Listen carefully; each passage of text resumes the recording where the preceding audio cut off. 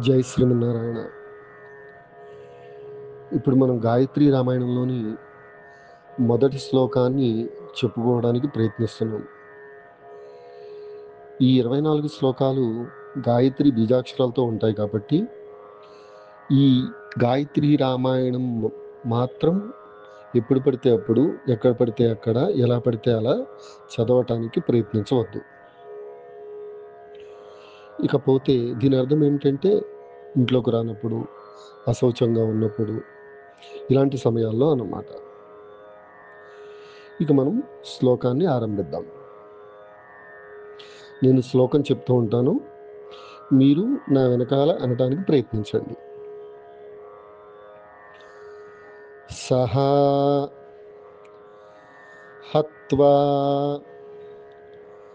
రాక్షసాన్ సర్వాన్ యజ్ఞఘ్నాన్ రఘునందనః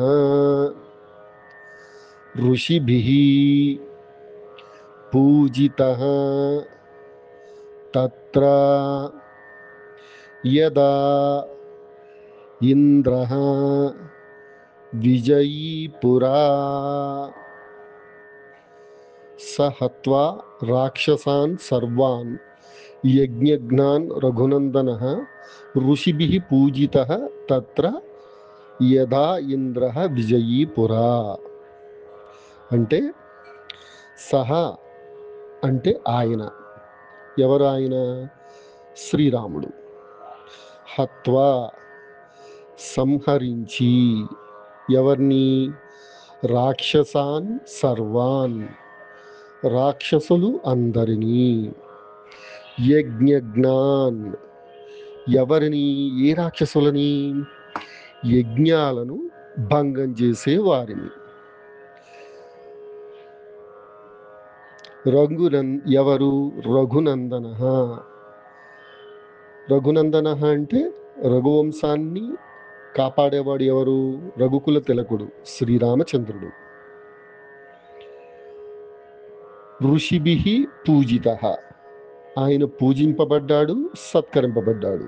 ఎవరి చేత? ఋషుల చేత. తత్ర తత్ర అంటే ఎక్కడ? యజ్ఞస్థలంలో. యథా ఇంద్రః విజయీ పురా అంటే గతంలో ఇంద్రుడు ఎలా సత్కరింపబడ్డాడో అలా. ఇది మనం ఒక్కొక్క పదాన్ని మనం తీసుకుంటే దాని అర్థం ఇలా వస్తుంది. ఇక దీని పూర్తి అర్థం ఎలా ఉంటుంది అంటే, యజ్ఞాలను ధ్వంసం చేసే అన్ని రాక్షసులను సంహరించిన రఘునందనుడు శ్రీరాముడు అక్కడ ఋషులచే ఇంద్రుడు గతంలో ఎలా ప్రశంసలు పొందాడో అలా ప్రశంసలు పొంది సత్కరించబడ్డాడు అని అర్థం. ఓకేనా? జయ శ్రీమన్నారాయణ.